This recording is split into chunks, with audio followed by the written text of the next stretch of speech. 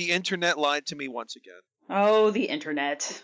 You are listening to the Archaeology Podcast Network. The APN is currently looking for network sponsors. Hear your company right here at the beginning of the show in over 60 episodes a month on 18 different shows and reach 70,000 subscribers. Contact the APN via Chris at archaeologypodcastnetwork.com. That's Chris at archaeologypodcastnetwork.com to sponsor the only archaeology education and outreach podcast network. Ancient tools and burials, plants and seeds, Neanderthals. All these things we make no apology are the study of archaeology. But we don't do dinosaurs, no we don't do Welcome to the Archaeological Fantasies Podcast, episode 75. I'm your host, Sarah, with my co-hosts today, Ken Fader and Jeb Card. And today we're talking about various laws that affect the field of archaeology, focusing mainly on the Antiquities Act and the recent executive order that looks at reevaluating various national monuments, including Bears Ears. Get ready to think critically. You will see are a staple of archaeology. But we don't do dinosaurs. No, we don't do dinosaurs. No, we don't do dinosaurs. Hey everyone, and welcome to the Archaeological Fantasies Podcast. I am your host, Sarah, and I am joined today with my co-hosts, Ken Fader and Jeb Card. How's it going, guys? It's going. It is going. It has been a week. Yeah, absolutely. Something's going. So, before we do anything, can we just acknowledge how much shit has happened in the last 2 weeks as far as archaeology is concerned? Like, so much weird crap in the news. Well, let's see. We found new hominins in North America. We learned that there is a monument in Turkey that says we're all going to die. And then another thing. What was the other thing? Oh, so, this has been the last couple weeks. So, there was an executive order that, President Donald Trump signed. President Donald Trump. You may not like it, but that's what we have to deal with. Accepting reality is the first step to dealing with reality. Anyway. There you go. I don't know how to say that in Russian, though. The Great Orange Menace signed a presidential executive order on the review of designations under the Antiquities Act. And I'm not going to read the entire act to you, but I will link to it in the show notes, I promise. Yeah, there's no reason. But it's on whitehouse.gov. It's literally just a review by the authority vested in me, designations, and so on. So you've probably heard about this. It's specifically targeting certain things that have been... It's targeting certain national monuments that have been created by the past presidents, and it includes pretty much anything created by the last two Democratic presidents. It's since 1996. And Bush the second. And Bush the second. Yep. And it's using the Antiquities Act to target these national monuments. And it's important that we understand what the Antiquities Act is specifically so that we understand why this EO is unnecessary and why this EO probably isn't going to go anywhere, much like many of the EOs that he has signed.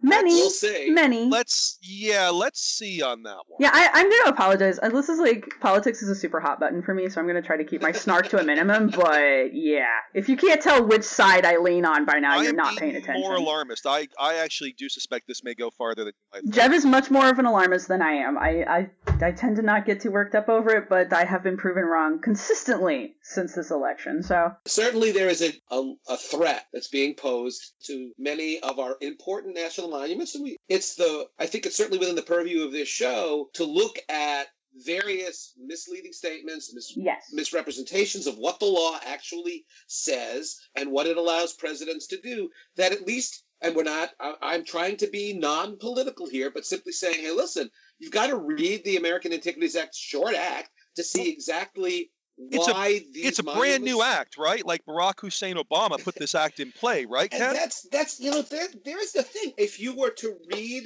so many of the accounts, both online in the newspapers, it sounds like this is some new thing that the last moment Obama, out of nowhere, decided that he was going to name some national monuments just to bother people. Right. In fact, the act on which Obama was able to base his power to do this was passed in June of 1908. 1906. I'm sorry, it's the American Antiquities Act. And lest you 1906. think this is some liberal democratic ploy to take ownership of property, the guiding force behind this act and the person who named the first, I think, 17 national monuments was Teddy Roosevelt, who is not generally thought of as a liberal, progressive, communist Democrat. I still like Teddy Roosevelt. He's one of my favorite He presidents. is, after all, a Republican. Okay, to be fair, no. Son of a gun. Roosevelt was a Republican before they went crazy. No, Well, Roosevelt but was a nevertheless- Republican in the sort of post-Civil War party Right. of Lincoln Republican, Yes. yes. Mhm. And we are not going to get into a political history of the United States, but I hear what you're saying. And Roosevelt was a conservative. When conservative meant he was all about conservation. Serving. Yes. Maintaining the wilderness of the United States, maintaining and conserving historical sites. That's what he meant when he talked about being a conservative. So, Ken, what laws about... So what we're going to do in this episode, we're going to talk about the Antiquities Act. We're going to begin... I think we're going to end with it. But we actually thought it'd be a good idea to talk about a number of the different laws that Sure. affect America and America's relationship with other nations involving archaeology. And there's tons of laws in different nations. We're going to focus... We're all three Americans. While we do talk about other places, that is where our focus. So, Ken, what laws were there on the books for the United States about protecting important archaeological resources before the Antiquities Act? There really was virtually There were nothing. none. There were There were none. none. Yeah, And that here's it was the a trick thing question. that happens. Trick question. Yeah, here's the thing that happens is that the federal lands are located all across the United States. These are lands within individual states owned by the federal government. That right now today, the percentages are very, very widely. In my state of Connecticut, the federal government owns and administers 0.3% of all of the lands here. In Nevada, it's 84.9%. In Utah, it's 64.9%. In Alaska, it's 61.2%. What that means is the federal government is, by law, responsible for protecting, preserving those lands.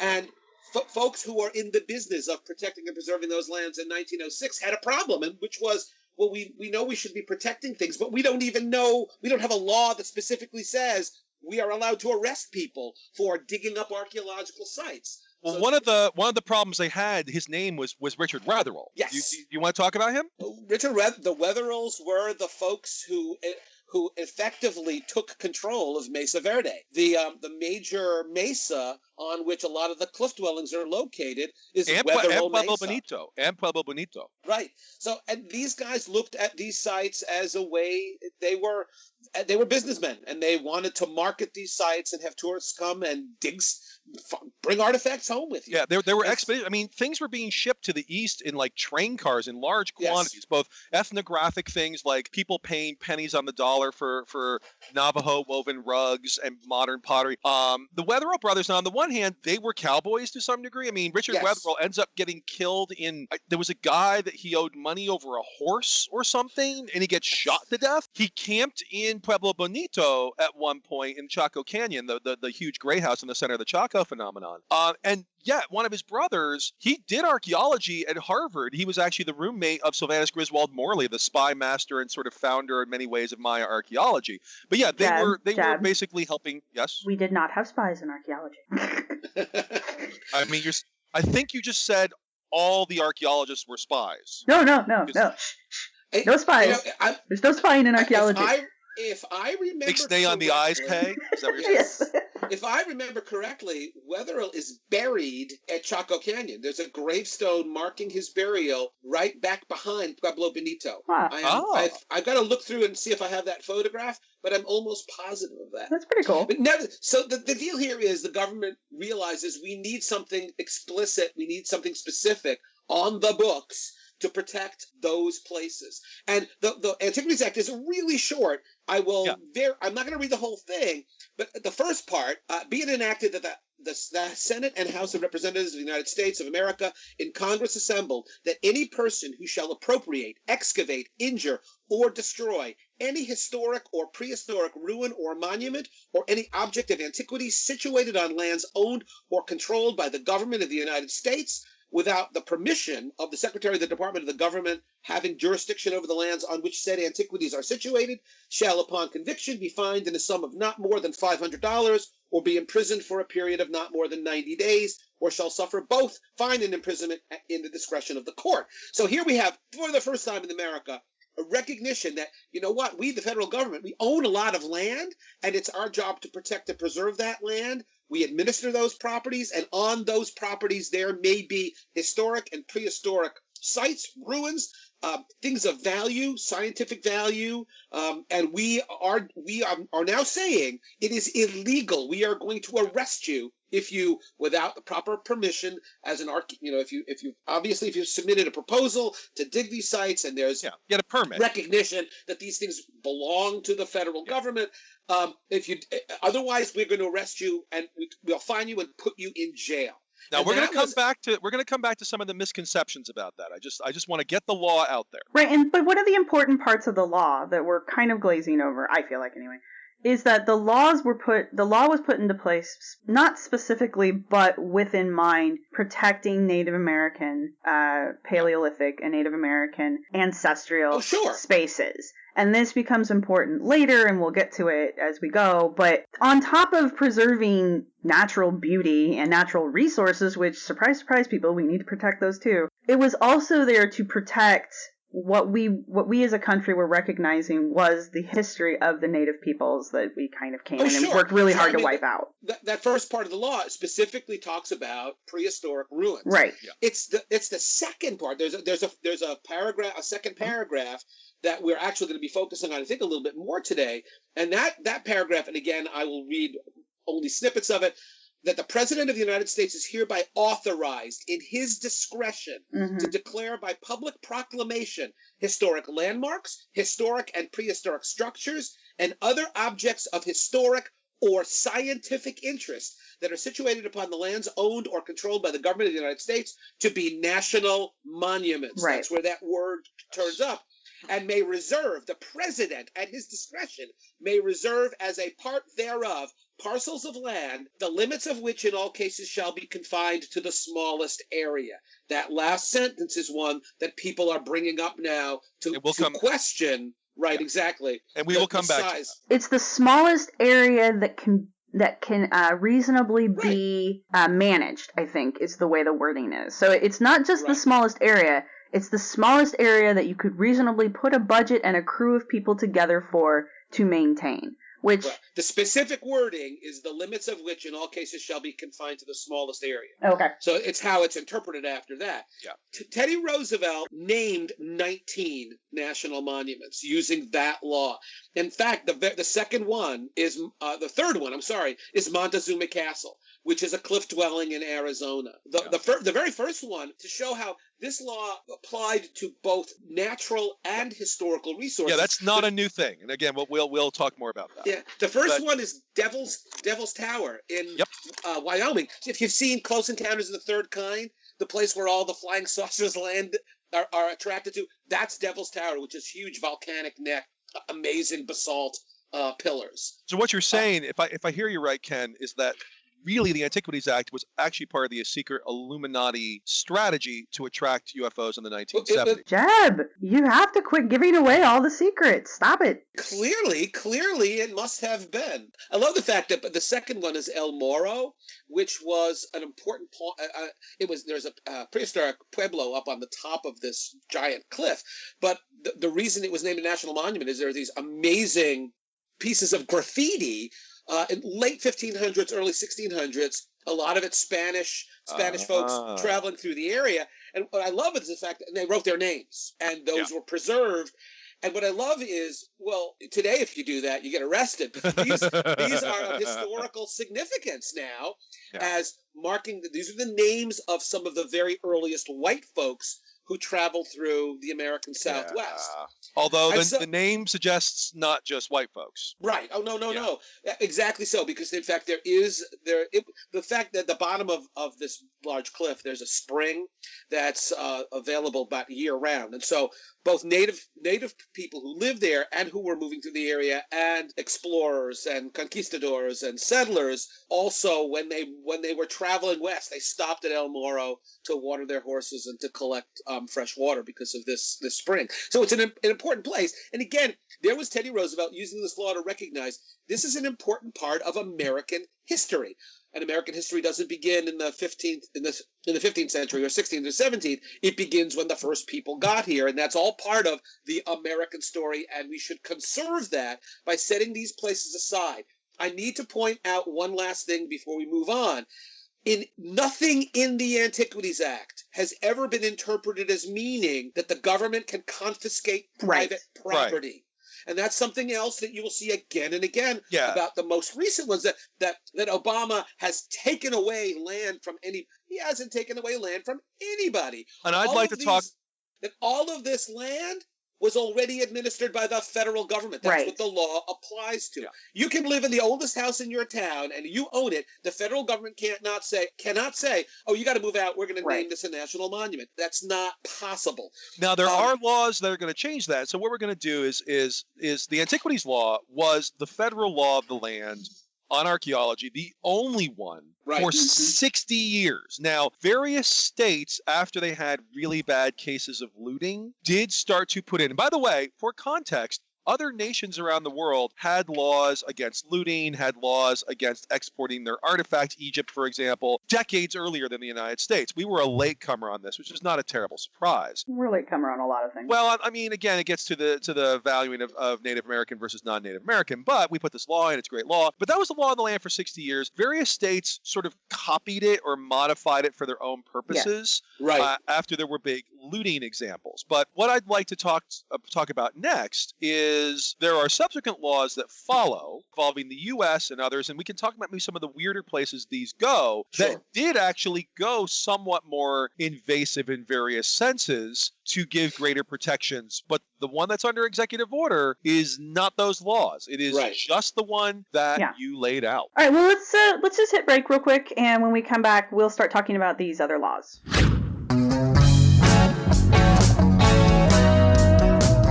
Hey, podcast fans, check out the ARC365 podcast at www.arcpodnet.com/ARC365. That's ARCH365 for your daily dose of archaeology. Each episode is less than 15 minutes long, and we have some great guests recording about awesome archaeology. We also try to throw in some definitions and basic archaeological information. So, check out the 365 Days of Archaeology podcast only in 2017 at www.arcpodnet.com/ARC365 today. Find us also on iTunes, Stitcher Radio, and Google Music by typing ARC365 into the search. Now back to the show.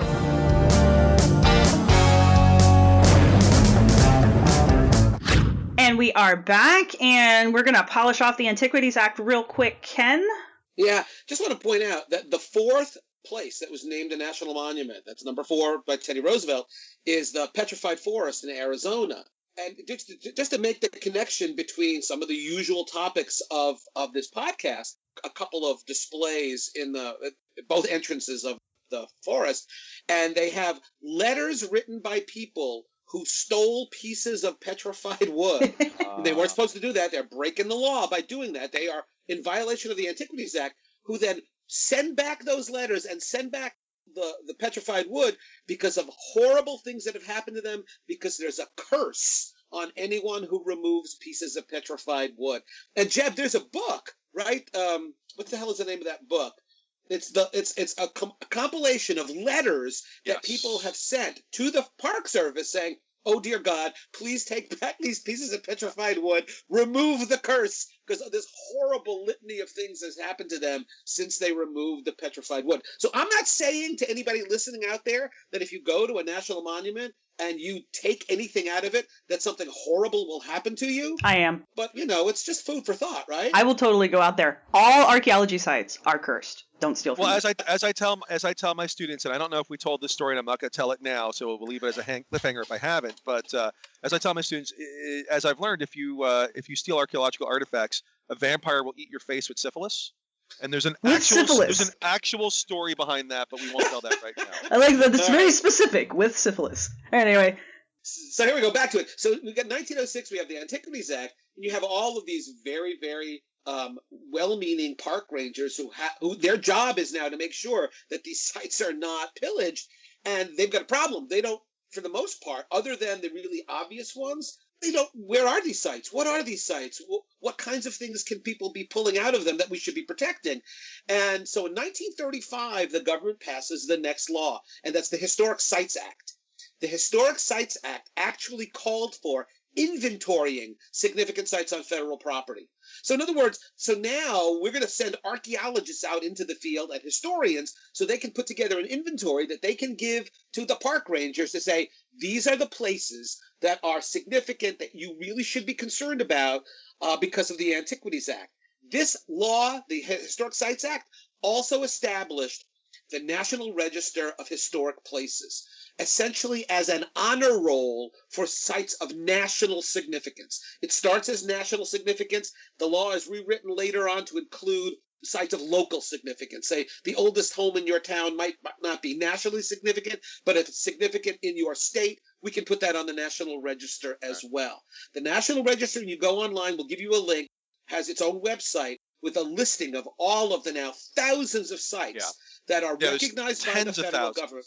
Recognized by the federal government. I sit on the Historic Preservation Review Board in Connecticut, so when nominations have to go through us first, we then pass them along to the National Park Service. I have a bullet list here of things that are significant for, this may come from also later the National Historic Preservation Act, association with events that made important contributions to broad patterns of history, prehistory, or culture, association with important people in the past, possession of distinctive characteristics of a school of architecture, construction method, or characteristics of high artistic value, or known to contain or likely to contain data important in history or prehistory. So that's a very broad definition, which is great. In Connecticut, the Mark Twain House, this beautiful home that he lived in Hartford, is on the National Register of Historic Places. The site that I've excavated and talked about the Lighthouse site? The Lighthouse site is on the National Register of Historic Places. The Clovis site, one of the first site in which Clovis fluted points were defined in New Mexico, that's on the National Register of Historic Places. Civil War battlefield, Reading. Oh, yeah. So Civil War battlefield, Revolutionary War battlefields. So these places are all part of the fabric of American history written with a capital H. So we're talking about tens of thousands of years of history. And those places are, it effectively, though, is an honor roll. If it's private property, you get tax breaks. If you if you own the oldest home in town and you refuse to allow the government to put you on that list, the government can't do it. Right. So these are things that are done with local support. Local people know about what's going on. They participate in it. What I find on this Historic Sites Review Board is that people come to us hoping that their property will be put on the National Register because they are proud of the fact that a famous person lived in their house. They're proud of the fact that their house represents an important example of a specific period of architecture. I remember seeing plaques at Gettysburg. Like, you'd go to Gettysburg and people would have a plaque on the houses that were there at the time of the battle. Absolutely. I don't know if the feds pay for that, but you all here in New England, you will see lots of older homes, especially with that bronze or brass plaque indicating this is why this is important. This is on the National Register of Historic Places. There are a few tax benefits that accrue to those folks because they want to make sure that you don't say, you know what, now that it's on the register, I'm going to rip off all the wooden siding and put up aluminum siding. They want to prevent that.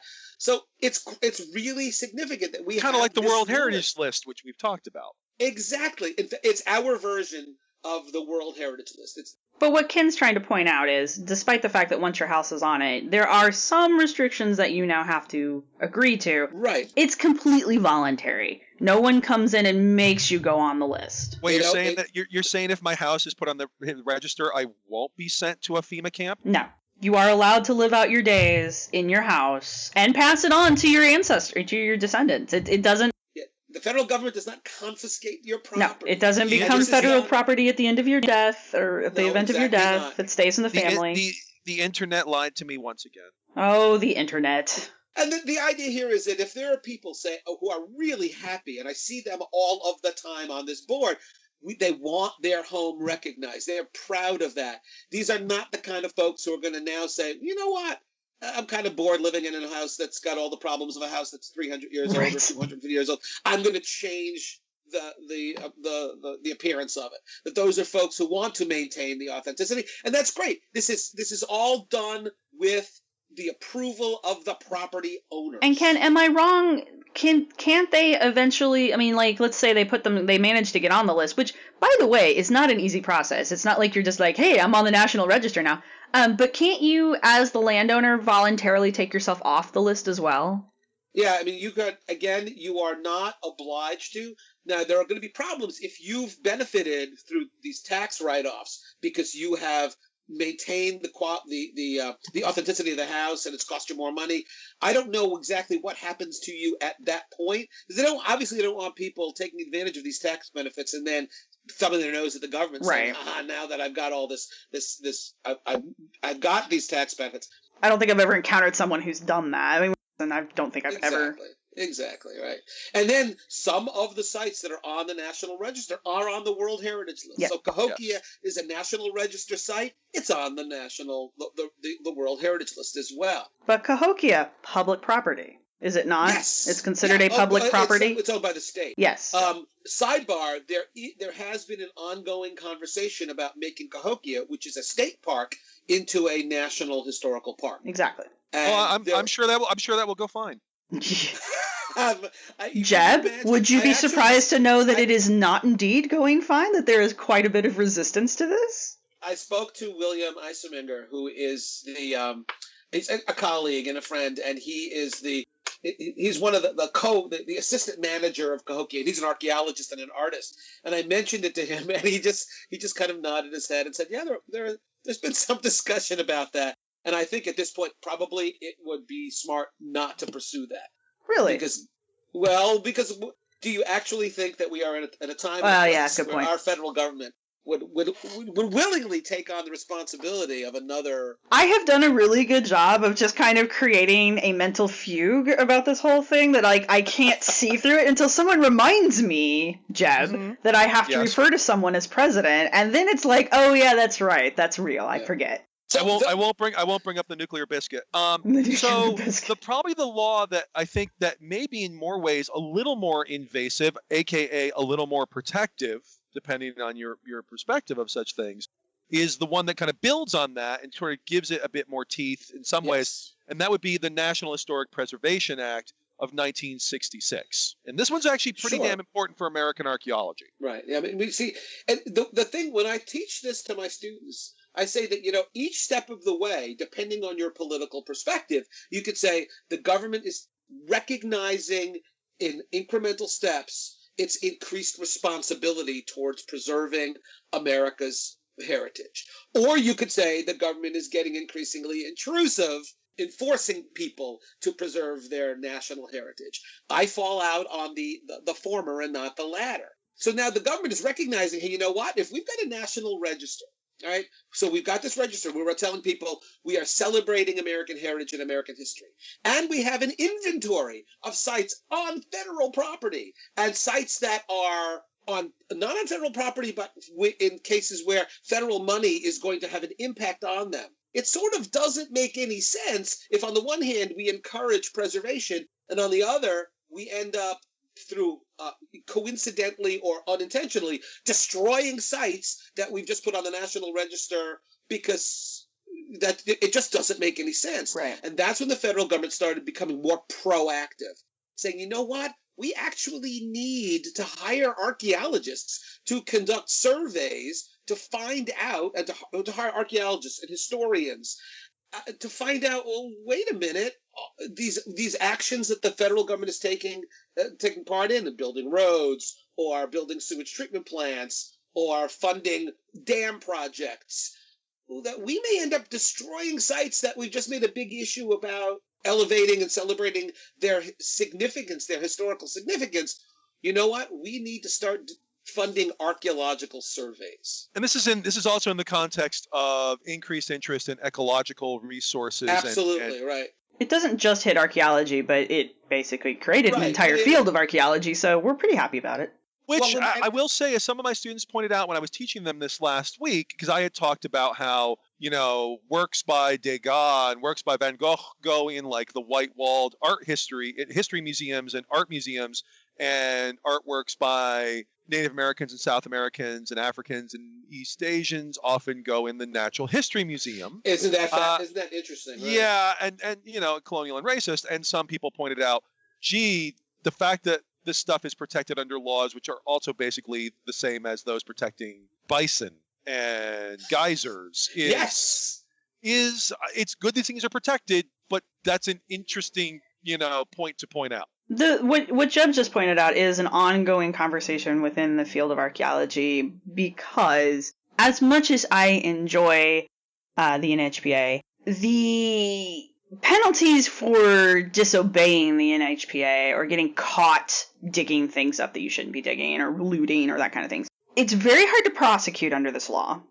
We've talked about this on the Women in Archaeology podcast. It's hard to prosecute under this law. And it's hard to convict under this law. And so a lot of times, if you get caught doing something that you shouldn't be doing, they'll try to kind of sandwich it in with some other stuff that is more easily prosecuted. So people aren't, as much as this law does exist and it is something that you should be worried about, and you really shouldn't go out and loot and do all the bad things that we talk about not doing on this show, the law needs more teeth, is where we come in with this. And I think that's what Ken and Jeb are getting at with the whole, it's nice to have a law that protects these things, but at the same time, we're regulating a bunch of people and people's history into the same category as non-animate objects that are not viewed with as the same historical or cultural importance. Well, I'm going to briefly skip forwards one, then I think we should come back to the NHPA. The 1979 Archaeological Resources Protection Act kind of gave the Antiquities Act teeth. It made some of these things felonies, but then that actually seems to have made it less likely to bring charges in some cases because I think people don't believe it's serious. They don't believe it's serious, and the reason they don't is because it's really, really hard to prove. I think you have to prove intent. You have to prove knowledge, and you have to prove intent. Well, see now, but lest we think that the government doesn't take some of this stuff seriously. I was at a museum somewhere in Utah, maybe it's Edge of the Cedars, where they highlight in a display how serious the government was about prosecuting. This was a really substantial looting operation on federal property, where the FBI was called in, and the way they were able to identify the guy is they found a cigarette butt. They brought it back to their lab, and his DNA was all over it. And they went to his home, and they had a warrant to look through his house because of the DNA on the cigarette at the looted site. And his house was filled with the objects that had come from this burial site. And he was arrested and fined a tremendous amount of money. All of the equipment he used, it's kind of like the law is applied. The way they deal with drug dealers, well, they'll take away their airplanes and their vehicles. The same thing happened to this guy, where his earth-moving equipment, his four-wheel drive vehicles were all confiscated by the federal government, and he spent time in jail. Yeah. But in this case, the evidence was very, very clear. The problem with having extremely rigorous enforcement, which is great, but then having really punitive penalties, is that people out there in the field may feel badly about a ranger, for example, may feel really badly about arresting some kid who picked up a potsherd when the penalties are so extreme. But in most of the national monuments I've been to recently, there are little pamphlets they give out explaining exactly what the penalties are for taking a potsherd, what the penalties are for climbing on the wall of a ruin, what the penalties are for drawing on a cliff face that has petroglyphs. And one of the reasons that they're doing that is because it comes back to the proving knowledge. Like, we have to prove that you, as the pot hunter, were aware that your actions were illegal. Like, the person... Right. And so that's what's with the pamphlets. But the other end of that is I mean, I'm not knocking the law. It has teeth if it gets implied or applied. But the problem isn't that they don't apply the law as much as we would like them to. Just because you get caught looting or whatever and they don't hit you with this does not mean that they won't come after you with other things. They're serious about this stuff. And there's a lot of other things you can get charged with besides this on top of it. I had just a tiny little anecdote. A ranger at Arches National Monument was telling me the story. There's this beautiful petroglyph panel of this gigantic bear, really, really cool. And as part of the petroglyph, you have hunters, who are much smaller than the bear, shooting their arrows at it. And above the bear right now is this whole scratched out part of the cliff. And what the ranger told me was they actually found 2 teenage boys vandalizing the petroglyph. They arrested them. They brought them back to the ranger station. And since they were kids, they called the parents, and one of the fathers arrived absolutely enraged that they would arrest his son, and his argument was there was no sign right near that petroglyph panel telling people that they were not allowed to vandalize the panel. Wow. Now, my reaction to that is I've seen the Mona Lisa, and I didn't see any sign at the Louvre saying, it is against the law to take out a Sharpie and put a mustache on the Mona Lisa. But you wonder about if that's the attitude people have. It's difficult. The best laws are not going to be sufficient if the general attitude is, it's boys will be boys, and who cares? And that's why those pamphlets are such a brilliant idea, because they can be like, well, there's information about it. You just chose not to read it. Ignorance does not protect you from the law. Exactly. And the other important law. This amazes me that the National Environmental Policy Act, which was passed in '69, I think it is, actually kind of puts a lot of this stuff together and includes archaeological and historical sites as the resources to be protected by this act. Though everybody thinks of resources as being natural resources. So we've got trees, and we got air, we got water, and sure, we want to protect that. But that act, signed by Richard Nixon, if I remember correctly, Jeb, was he a Republican? Richard Nixon, was he a Republican? Yes, Richard Milhouse Nixon. Republican. He signed that act, and that act specifically, very specific language says that the federal government will fund no project. This is away and outside of the federal property. Will fund no project that results in the destruction of any site, historical or archaeological site, on the National Register, and it goes a little bit beyond that, or eligible for inclusion on the register. That wording right there changed archaeology in the United States. Because now it meant every state, every municipality that gets either federal money or needs federal licensure, needs permits, and they want to build a dock outside of New London, Connecticut, or they need federal money for a dam project or for a road project.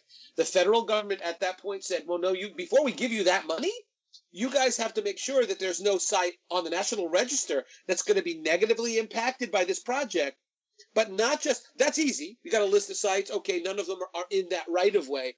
But you also need to determine, are there any sites there that are eligible for the register? And you know what? You can't answer that question until you do an archaeological survey and look for sites. That absolutely changed archaeology. It was, I think, for my money, it was the most important putting together of various threads, all related to historic preservation and conservation, putting them all together and saying, you know what? The United States is going to now be very proactive in making sure that archaeological sites that are eligible for the register, historic sites eligible for the register, will be protected. That wording there have been attempts to withdraw that wording, along with attempts to withdraw the wording that the federal government will fund no project that will result in the extinction of any animal species or plant species. That wording, there have been attempts by certain people to eliminate that wording from the National Environmental Policy Act for years, and that's another thing that concerns me. If they eliminate that wording, both in terms of danger of species extinction, but also the danger posed in the destruction or negatively impacting sites that are eligible for the register. But, it makes sense that the federal government is going to have a National Register of Historic Places, that the federal government is going to have, as a policy, recognizing, celebrating, and preserving important sites in American history. It doesn't make any sense if out of with their other hand, they're funding projects that result in the destruction of those sites. Well, let's go to break real quick, and when we come back, we will continue this discussion. Interested in archaeology? Want to hear from experts in the field about the latest discoveries and interpretations? Check out the Archaeology Show every other Saturday and let hosts Chris Webster and April Camp Whitaker take you deeper into the story. Check out the Archaeology Show at www.archpodnet.com/archaeology and subscribe, rate, and comment on iTunes, Stitcher Radio, and the Google Music Store. That's www.archpodnet.com/archaeology. Now back to the show. And we are back. And Jeb, you wanted to tell us a little bit more about some other laws and some other features that are out there protecting sites here in America. Well, there's one more about America we're going to talk about in a moment, but then there's one that I'd like to come and revisit on another episode and maybe get some specialists in, because it's what we do. Mm-hmm. And but it's not a law; it's a series of it's actually an agreement, international agreement. So we talked about the Antiquities Act 1906. We talked about, which we're going to come back to, talked about the National Register of Historic Places, and then the law that is associated with that, the National Historic Preservation Act of 1966, that then sort of gives teeth and really creates the CRM regime that does the majority of archaeology in the United States today. And to hear much more about that, there is the CRM podcast and other podcasts which focus on CRM, which we generally don't, on the Archaeology Podcast Network. So you can go hear more about that there. But that's really the backbone of a lot of archaeology gets done in the United States today. We also briefly mentioned the 1979 Archaeological Resources Protection Act, which sort of gave felony teeth to the Antiquities Act. One more I'd like to mention before we get to our last one, and then we come back to the Antiquities Act, is the UNESCO Convention. This is through the UN. This is more of basically countries that sign on starting in 1970 to make laws that will try to impede trafficking between nations. Because prior to this law, numbers of nations, Peru's got laws going back decades and decades. Egypt's got laws from the 19th century against exporting artifacts from their countries without permission. But of course, the thing is, those are Egyptian laws or Peruvian laws or laws of various nations. Once you've got them out of one country, it doesn't apply jurisdiction-wise outside that country. The UNESCO Charter of 1970 was a way to get nations talking to each other and providing a framework to create treaties, or really the main thing you hear about are memoranda of understanding, where two countries will agree based on their membership and their signatories of the UNESCO Charter that they would work together. So if El Salvador, for example, I worked there, but it's also the first nation the United States created a memorandum of understanding with in the 1980s, first around the Carasucia area that was being heavily looted during the Salvadoran Civil War, and then by 1995, the whole country, saying, okay, if we see things that appear to be coming from El Salvador that appear to not be coming in with a permit, we will also make that fall under laws, and we will cooperate with you on these issues.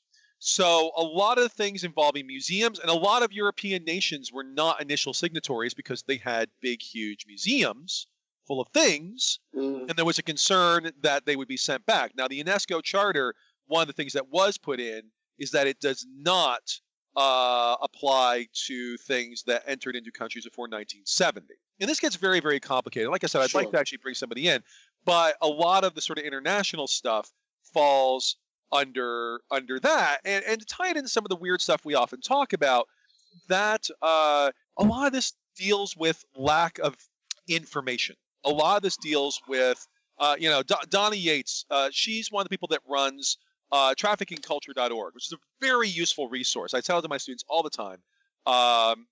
And one of her blogs is Anonymous Swiss Collector, because so many artifacts end up getting stories of, oh, where'd it come from? Well, it came from the collection of Anonymous Swiss Collector. When? Right before 1968.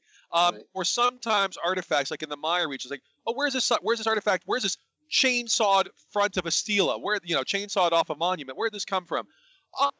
Somewhere in the Usumacinta region, maybe in Mexico, if the Guatemalans are asking, maybe in Guatemala, if the Mexicans are asking. We don't know. So there's a lot of myth making, and we've talked about how those lacunae, these missing parts of an artifact's history, in addition to getting sort of erased for sketchy reasons, often end up getting filled with curses and strange legends and all of that. And we've talked about that with our Mummy's Curse. But that's in the 1970s, although it really only starts to come into true being in the 1980s and 90s for the United States, at least. And that leads us to our last law, which comes on the books in the United States in 1990. And Ken, what is that? That's the NAGPRA, the Native Americans Repatriation Protection Act. and Repatriation Act. Right. So this is all about recognizing that, the mortal remains of Native Americans are not artifacts, that they are, in fact, the remains of human beings. And the feeling that this law was based on the demands, in fact, by a large number of Native Americans for the repatriation of the remains of their ancestors. All over the United States, there were laws against grave robbing and looting historical cemeteries and all that, but they generally did not cover what was usually considered archaeological, and let's just basically say it, Native American remains. When I was in grad school, and this is an apocryphal story, that there were a number of Native American graduate students who wrote a grant to the NSF to excavate the remains at Arlington National Cemetery. I heard about that. And apparently this was done. They did it straight facedly. They knew they would get turned down, but it was all about forensics. It was all about diet. It was all about looking at damage to bones as a result of repetitive stress injury. And of course, they were turned down because it was illegal. And they said, well, yeah, that's the point. So why is it legal when it's our ancestors whose graves you are digging up? I remember hearing about that when I was in school. That was actually pretty ballsy. And So, that's the point, that archaeologists, as a general rule, at least recently, have their goals are valid in a scientific sense, but native people have complained, and it's understandable. And most archaeologists these days recognize and respect that the concerns of Native people about the excavation of people who are their ancestors. I mean, you will find archaeologists that do not like NAGPRA. Yeah, you will. Oh, absolutely. I don't know if I would say minority, majority. I mean, my take is at this point that's a minority, and a majority of archaeologists who work in the United States view it as a good first solid step to collaboration with indigenous communities. Right. But that might also be like my bubble. I don't know if that is a really representative sample of how archaeologists feel. I know that when I was in school finishing up my bachelor degree, I know that I encountered a professor there who was not a NAGPRA fan. And that cost me a grade. But, I mean, that was actually quite a while ago now. And, I mean, I'm not defending this in any way, shape, or form, but there are people that have objections to the law. Like, some people think the law is too broad. A lot of people think the law isn't broad enough. I mean, NAGPRA is a great start. I will flat out say it. it was already law, but it was law by the time I even started undergrad, and it was certainly law by the time I started grad school. And I'm not going to lie, I was sort of mixed feelings about it because I'm like, but there are things to be learned. Right. Right. Of course. And the ones that really gave me mixed feelings, because the NAGPRA ties into recognized groups, which becomes a whole other controversy. Right. That's right. There's a can of worms. Who is recognized, and two, that many of those recognized groups are based on the last few hundred years and disruption of colonial forces and all sorts of other problems. And one of the cases that sort of broke this and got a lot of people going both ways was the Ancient One, a.k.a. Kennewick Man. Right. Remains from Kennewick, Washington, I think found in 1996, wrote it out of a riverbank. And this is a too long story for us to get into, but the basically, and again, kind of tying in some of the stuff we talk about, early on, there were reconstructions and sort of forensic analysis, especially since early on it was not realized that this individual died some 9,700, 9,000 some years ago. Yeah, he was really well preserved for as old as he was. Yeah, making it one of the oldest sets of remains in the Americas. Yeah. And early on, there was this sort of craniometric take, the sort of measuring of skulls that said, oh, this individual is identified, and this gets into a whole other problem with how forensic language is used, is Caucasoid. Right. But when they find out he's 9,000 plus years old, they're like, holy shit, what just happened? And this even led to, during the eventual legal fight between some archaeologists and some groups and the some indigenous groups and the U.S. Army Corps of Engineers, at one point there were like Asatru Norse worshipping folks who were like, oh, these are Northern European, getting into hyperdiffusion, although that eventually fell out. But to be fair, that was only one group, and they are not a majority in the Asatru community. You can and they were not find with the archaeologists. online. You can still find online people who swear that this is part of a government cover-up to disprove that white people were here. Oh yeah, I mean, I don't think I was on your Solutrean episode, if I remember right. I could have been. I can't remember now. But I mean, at one point, you could see on political boards that the word Solutrean had become sort of a code word for like white nationalism. Yeah. And at one point, is. It still is. Google at one point did not recognize that. So if you put in Solutrean, you kept going to a blog that was full of that. And then at some point that stopped happening. At some point the Google directory realized what was happening, and it must have been complaints. I have really mixed feelings about that Google policy. Really mixed feelings about that. But so I will admit, I was for a time like, but this is so old and we could learn so much and blah, blah, blah, blah. And long story short, within the last couple of years, genetic evidence, first off, there was a skeleton found in a cenote in Yucatan in Mexico that was even older, that had many of the same facial features, and was clearly genetically Native American, no questions, no Ainu, no Solutrean, no nothing. Which and then Kennewick was DNA, and the same results. And Kennewick has since been, the Ancient One, as he's been renamed, has since been repatriated and reburied with ceremony due to a special act of Congress. So even with NAGPRA, this still took a congressional act. Yeah. And that's where people come in and say that NAGPRA isn't broad enough. I'm kind of in the same camp that Jeb's in, where there's knowledge that we're going to lose, but to reiterate what Ken said, we're dealing with people. We're not dealing with objects. We're dealing with people that were living and breathing and deserve respect in death like they had in life. So it's this weird place to be where it's like, I want to study that because, think of all the things we could have learned from him, but at the same time, can we learn it somewhere else where it's less invasive? Here's the thing, though. So much of this is because archaeologists have not spoken to Native Americans. Right. There is a woman with a PhD in biological anthropology, Dorothy Lippert. She's a Choctaw Indian. She's Native American. And she wrote this amazing amazing article in which she talks about how her ancestors can speak to her through, and this is her term, a voice made of bone. And she talks to other Native people about how this is an opportunity for the Ancient Ones to tell us their stories. we have to analyze their bones.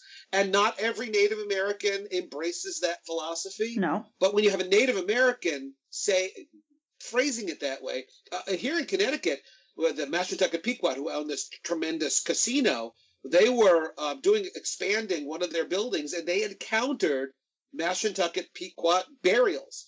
They didn't stop the project. They had the burials excavated. They had detailed analysis for a short period of time. All of the artifacts were drawn and photographed, and then there was repatriation in a separate part of the reservation. But the deal there was it was Native Americans in control of the remains of their ancestors. That makes a huge difference. Yeah, and not every tribe views these things the same way. Right, exactly. And that came out with the Kennewick Man, which we really should do an entire episode on. And I think there also was the skeleton of an infant or small child in Alaska, where again the Native people were consulted from the very beginning of this, that the grave was going to be destroyed by natural processes, right? And they worked with archaeologists and forensic anthropologists to analyze the skeleton, and then the repatriation occurred. So there is that possibility for people working together. Yeah, NAGPRA is very case by case. I mean, there are certain situations where, like, I mean, if we had caught Kennewick Man soon enough, we would have had to have removed and repatriated him somewhere else too, because he would have eroded out of that. I mean, that's where he came from, out of a riverbed. Nobody dug him up. Yeah, it's not an archaeological excavation. Right, but then you have encounters like the site that Ken was talking about, and I know that there was a huge site in Florida not too long in the past now where that actually came about because of CRM work that was being done. They located this huge settlement site, a prehistoric settlement site, and I don't know if they ever actually were able to tie it back to any of the people, but again, that's one of the problems with NAGPRA, is that, as Jeb said, we're only talking about recently recognized peoples, and part of the problems with Kennewick was he was so old we couldn't figure out who he belonged to, and that opened it up to people making all kinds of claims for him. And and the funny thing there is that once the DNA was done, the best match was the people that live there until now, which gets and see, that for me is, so I said that I was in a place, and I'm not so much, I mean, I'm not trying to be funny when I say respect is actually not the most important. Respect for ancient people necessarily is not. For me, it's not like, look, I'd still love to do the science, but where I've changed on this is, but you know what? That's not really my decision, because these are, it gets into who gets to make those decisions and participation. Who owns and I think, the past? Yeah. Right, and that I think gets us into, I think, the last part of the show today, because that question in many ways reverberates through what's going on with the Antiquities Act, and also, as Ken pointed out, concerns about other aspects of these laws. Because, all right, so this executive order that got signed by the president recently basically is saying the Department of the Interior needs to go back and review whether the law was used properly. Yeah, he's concerned about overreach. Right. But the background here is that there has been, for a very long time, but certainly in the last couple of decades, this big concern on the part of the relatively sparsely populated, as well as relatively non-urban, as well as much higher, as Ken pointed out, percentages of federal land ownership states in the West. This has often been a breeding ground for anti-federal feelings, and we've seen a lot of this. The takeover, was it the Methuen? You guys did this on the Women in Archaeology, right? They talked about the federal land takeover. Yeah, and I can't either now that I won't need to. But yeah, I'll link to that episode too. The ladies did a really good job addressing it, taking it apart, and we revisited it later when they were taken into the federal courts and had the laws applied to them, because they actually did get hit with some of the. Although they largely got off, right? Yeah, actually, I think every one of them walked. When a bunch of white guys, heavily armed, take over a federal installation, that's what one expects. And you can send your hate mail too.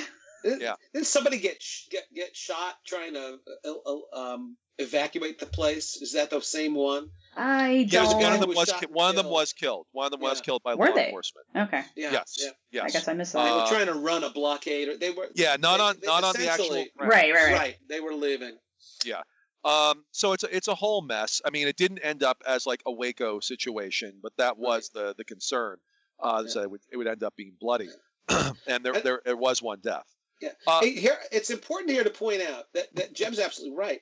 This revisiting of the national monuments that have been listed since 1996. So I was just kind of casually trolling and went on the internet and looked for other instances in the past where there has been some upwelling of resentment or anger, and I came across a court case. And I'm reading from the decision made by the United States Supreme Court. And this was an instance in which a national monument was being questioned by local people and they wanted it removed. But this is 1920.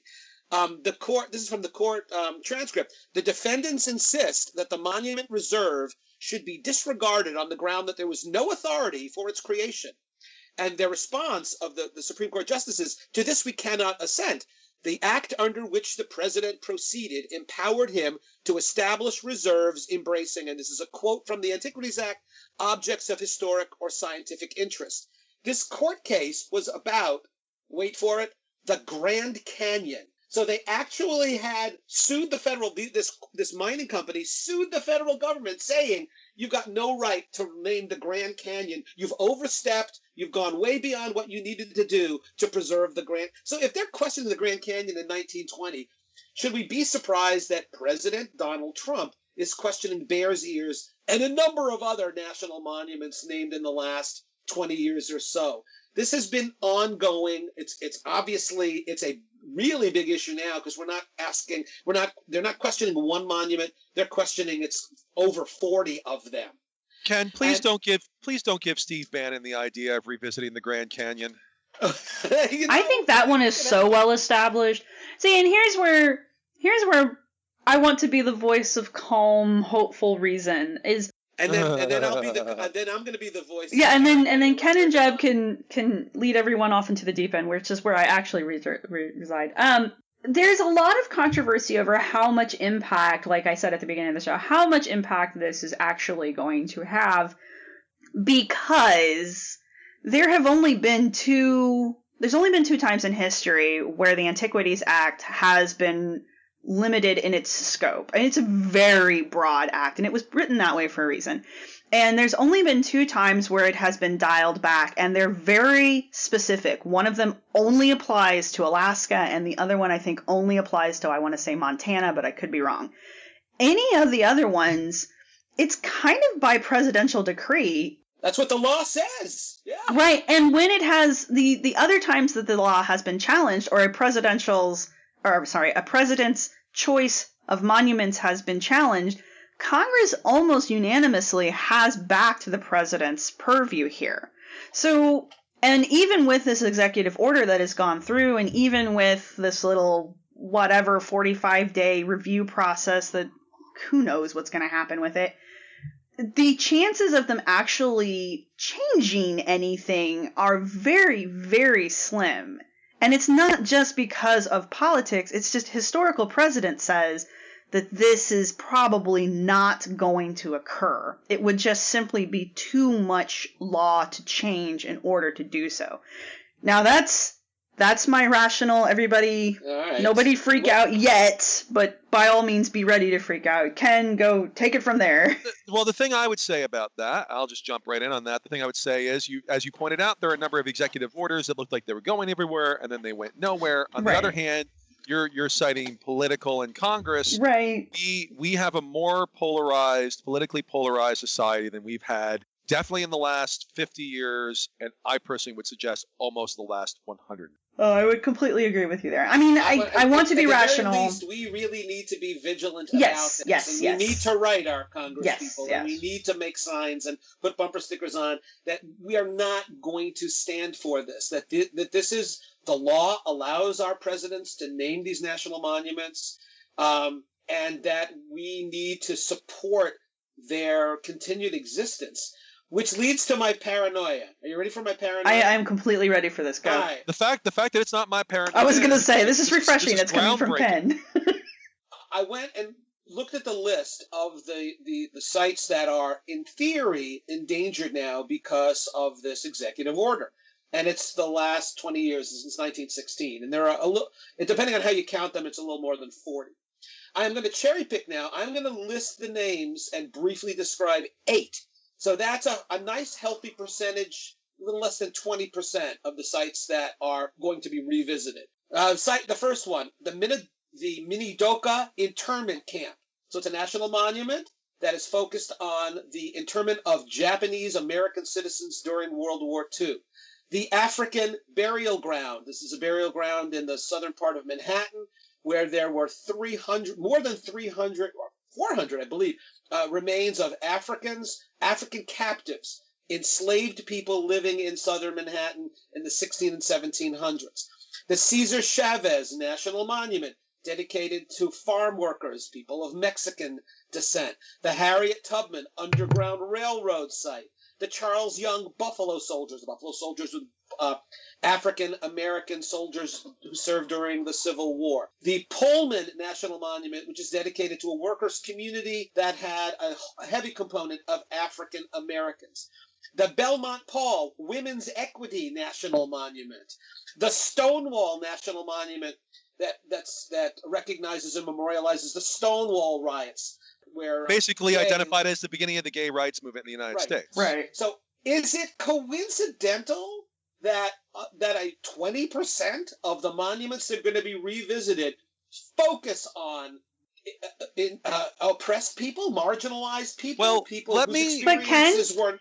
Yes. Ken, you can take that one step further. I mean, we're looking at Bears Ears. Bears Ears is considered a religious site for the tribes out there. A lot of the sites that you didn't mention that are on the list, and no less important, are sites that are considered sacred ground by Native American tribes. So, no, it's not a coincidence that these sites are being targeted, at least in my opinion.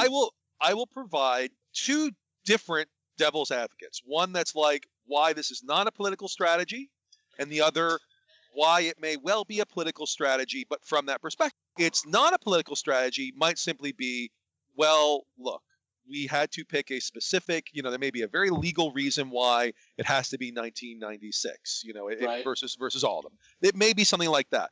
The alternative one, from sort of a different, from a political perspective that I don't think anybody on this show, frankly, shares, would be, people talk about this being an abuse. Now, Ken, I'm going to get to my point, but Ken, basically, before we finish, you said, you wanted to kind of claim, you wanted to get rid of any myths about this. You hear people talking about this being a land grab, except you can't. I mean, it's federal lands. Right. Like Exactly. These are federal lands. And people talked about, oh, well, we want to use these lands for these things. We can't even graze on them. Well, actually, that's not the case with, for example, Bears Ears. You can graze there. What you can't do is you can't do like natural gas or mining, which is what they're trying to not have at the site. Hence the Antiquities Act. So first of all, there's that myth, the idea that it's taking people's lands. Are there any other myths that we wanted to debunk before I get to sort of what might be the other kind of explanation for this that is actually a little more open-faced?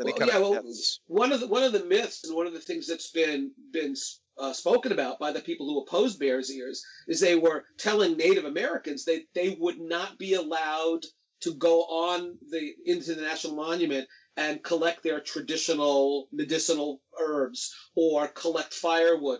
And the Park Service has come out with a listing of all the things that people have said you won't be able to do, and has expressly said, no, these are myths. This is not true. Right. That every one of these, that Native Americans can continue exactly to use that land, their sacred land, exactly as they always have.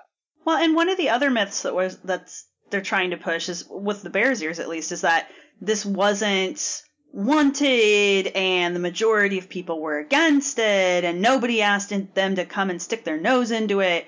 And that's entirely not true. I mean, it is like categorically not true. Like that's what you call a lie. Yeah. That's absolutely a lie. It's a complete lie. People were very supportive. I think this is one of the most popular, or at the time, I think it had one of the largest popular supports to become a national monument of any of them in the past that we know of so far. the thing that's bizarre is that Native folks have been talking about making this a national monument for 80 years. Exactly. They petitioned Obama to do this. Right. Well, and when the governor of Utah and Orrin Hatch and Mike Lee say there was no public participation, a year before it was named, there was a large public hearing. 1,500 people showed up. Those people who said there was no public announcement, they were there. The governor was there. Hatch was there. Lee was there. Yeah.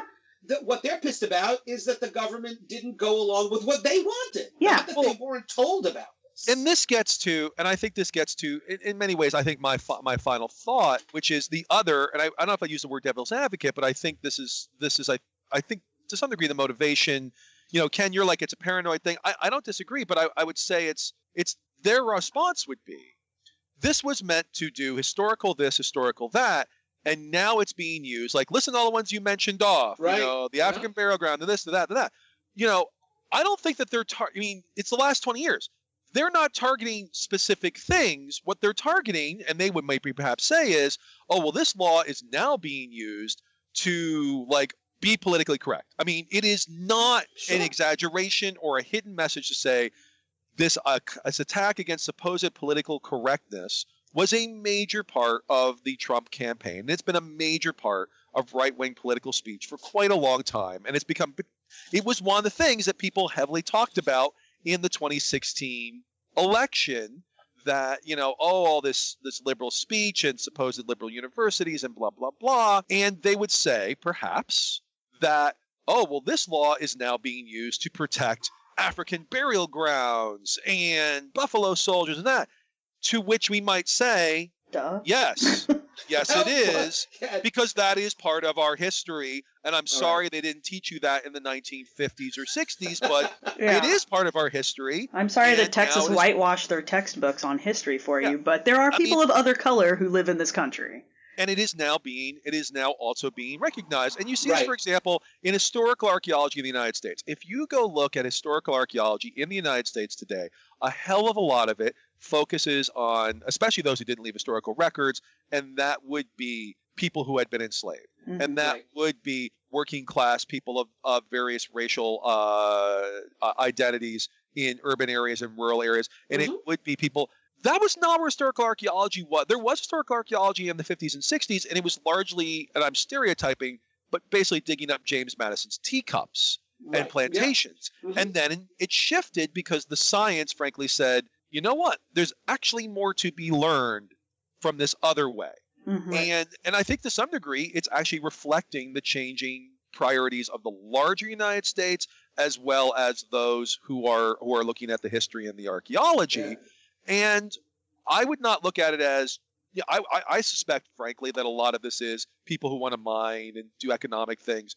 But there's also just this general idea of, well, we don't like what's been happening the last, not even 8 years, but the last 20 or 30. And depending on who it is, you could keep rolling that number all the way back to 100 plus. I think there is, I think you're hitting the nail on the head. I think there is a great deal of what they like to call identity politics going on here. And I think the identity that is being challenged is the idea that America is a white country. And I'm really sorry if that offends any of our listeners, but what I am hearing and what I am seeing, just based on the conversations we have on this podcast and the comments that I get via email, which, by the way, you can reach us at archyfantasies@gmail.com, people who don't feel like they should be ashamed of their white heritage. And I'm not saying that you should be. I'm just saying that there is more heritage in America than just the white narrative. There are peoples who have been in this country, and I'm not just talking about Native Americans who were obviously here before all of us, but, we brought over other culture groups with us. Other culture groups found their way here without us being white people. So it's this apparent loss of a white history that people believe is happening, that they feel threatened by, when what they don't understand is, these are 8 sites. Ken wrote off 8 sites in the entire country that are dedicated to non-white, non-straight people. I'm really not seeing why anyone should be threatened by that. No. There's my understanding is that, for example, in Germany, there's resistance to memorializing concentration camps. Right. And listen, this was a part of our history. It's not our proudest moment by any means, but it's something that we want to not celebrate, but to preserve so that we know the entirety of our history. Exactly. And maybe there is some of that like, why do we want to make national monuments out of Japanese internment camps? That's something we'd rather not think about. Why do we want to make a national monument out of a place where people who were kidnapped and brought here and died after suffering under very harsh conditions, they were enslaved? Why do we want to celebrate? Let's forget about that. And maybe it's the case that it's really only in the last 20 years that we've begun to more vocally confront those elements of our history, and that's why those national monuments that I listed are from the last 20 years.